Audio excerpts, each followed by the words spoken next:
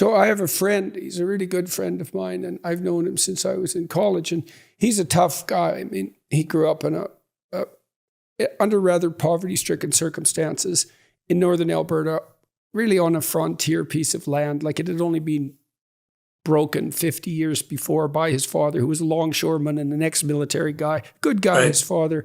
But this guy grew up, and he is tough. He worked in lead smelters, and he wandered around Western Canada. And he was my roommate when I went to college, and is still a good friend of mine. And he ended up working with, like, delinquents. He went into social work, oddly enough, and he ended up working with some of the worst delinquents in Canada.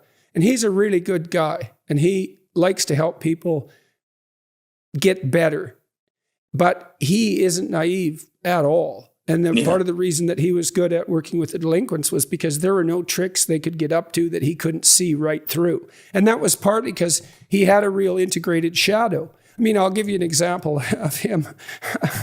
So one day, I was living in this town called Grand Prairie, and it was at the height of the oil boom. And so it was a rough town, and there were lots of rough bars in it, and lots of young men in there with plenty of money and they'd come in for 3 days after being out in minus 40 weather, working on the oil rigs, and they were ready to party, man. And we had a party one night in this kind of frat house that I went to college in, and way too many people showed up, and some of them were real troublemakers. And we had a table that was pretty full of beer bottles and vodka bottles and so forth, and one guy just went over and tore the leg off and knocked the table over, and then a bunch of us got together and chased them all out. And this friend of mine, he said, "Oh, they'll be back." And so he went upstairs and he put on some steel-toed cowboy boots. It was just like a bloody Western. He came marching down the stairs. And just as he entered the living room, there was a big knock on the front door. It was these hooligans coming back to cause grief. And he just didn't break stride. He opened the door. He pulled open the door, and there was a guy standing there ready to fight. And he kicked him underneath the chin with his steel-toed cowboy boot, knocked him right over the front porch, and the battle was on. But that was exactly what he was like, I mean, and his shadow was integrated. He was a great roommate. He reciprocated everything. I always knew if I bought groceries one week, he'd buy it the next. Like, he was a straight shooter. You could trust him, but he was not naive, man. And that made him able to deal with delinquents and to help them. So that's part of that integration of that shadow. Yeah, I go very deeply into the shadow in a chapter in my last book, The Laws of Human Nature. And I try and talk about how one integrates the shadow, because it's not an easy answer for that. People are kind of perplexed. Well, I have this dark side, and I explain a lot of where it comes from and how a lot of your aggressive impulses, like the room of 2-year-olds that you were talking about, you have that as well. I'm talking to the people that my readers. You have that aggressiveness when you were young, and it got socialized out of you, and then it got repressed. And it's like a lost self that lives inside of you and is screaming to come out. How do you integrate it?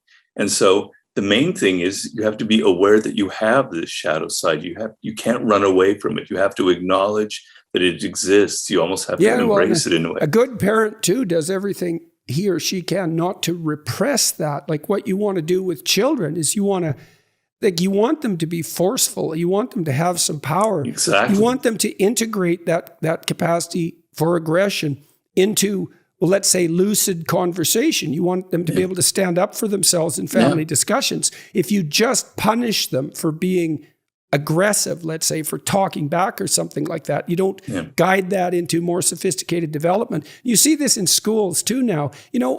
When my kids went to school, this was so dumb. We had a rule in our house, which was, you don't have to follow stupid rules. That's a good rule. But if you get caught, you have to put up with consequences. So one rule was, the school had, not only could you not throw snowballs, you couldn't make them.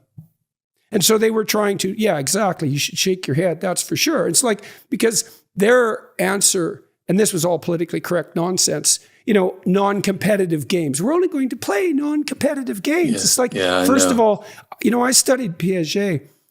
Yeah. A hockey game is not competitive exactly, because in a hockey game, no one brings a basketball. Everybody plays hockey. So that's cooperation. And then on the team, you have to cooperate. And like, if you're the star, but you never pass, you're just a dumb son of a bitch. You're not the star.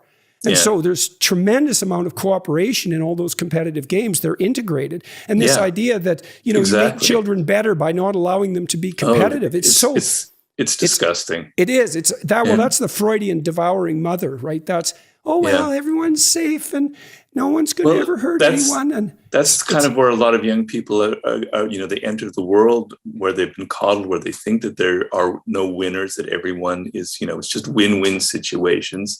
And that's where they get really shocked by the realities of the world. So all this coddling and this idea that there doesn't have to be a winner. We don't have to get prizes for first place. Everybody should get a prize.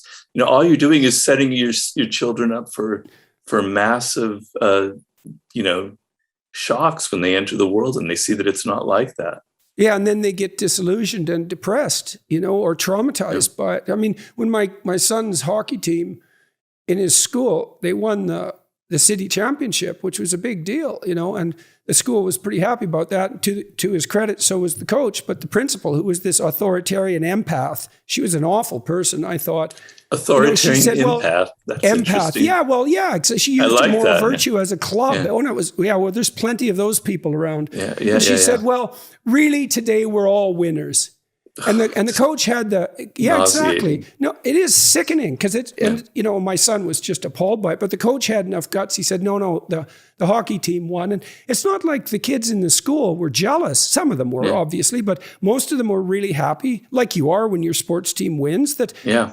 And most people are generous enough so that they're able to celebrate someone else's victory without. And that's the same. I saw this with birthday parties. I just bloody well hated this. It's like, well, every child gets a gift bag. It's like, no, they have their damn birthday. Every child doesn't need a damn gift bag. And this same naive, treacly, and it's authoritarian too, because it imposes this kind of view of the world. It's like, no, it's this kid's day to be special. That's why we're celebrating this kid. The rest of them, if they can't take that, it's like there's something wrong with the way that they've been treated and attended to. Well, a lot of my books, I've tried to remove the kind of taboo or the negative associations we have with the word like power or with the word ambition. I try and say ambition is a good thing. It means that you believe in yourself, you have some self-love, and you believe you're worth something, and you want to go out and achieve and create something worthwhile for other people. So ambition is a positive thing.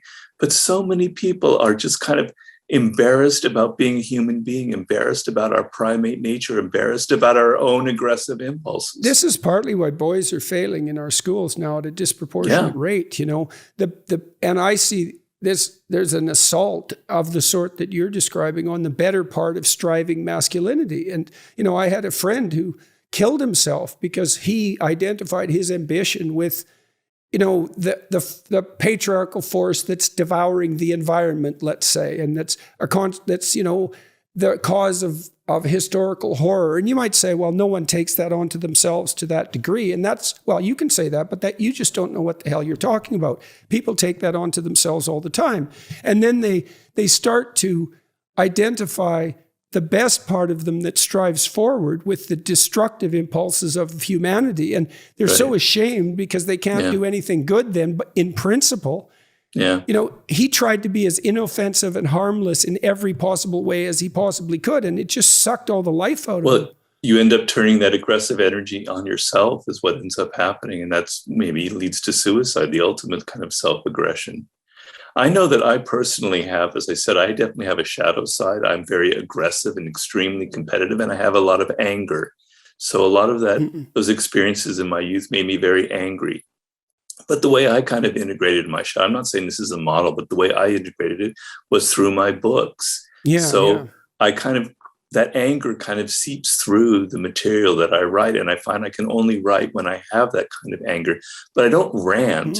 I don't yell and kind of put people down. I kind of channel it into something productive and something creative. And so to me, I definitely do that when I'm lecturing. Uh-huh. And people have commented, some of the people who've criticized me that I'm an angry person, and which isn't true, but it's definitely that anger, that capacity for anger definitely is something that gives you force, and it can push, and anger definitely. So psychophysiologically, So imagine that, this is obviously a thought experiment, but imagine you're chasing a cat with a broom. Well, the cat's going to run from the broom. But if you corner the cat with the broom, it will attack you, even though it's just a cat. Well, and the reason for that is that fear will facilitate either freezing or escape. Right. But sometimes fear isn't the right response, and anger will suppress fear. And so one of the tools that we have at our disposal psychologically is anger as an antidote to the terror that would otherwise freeze you.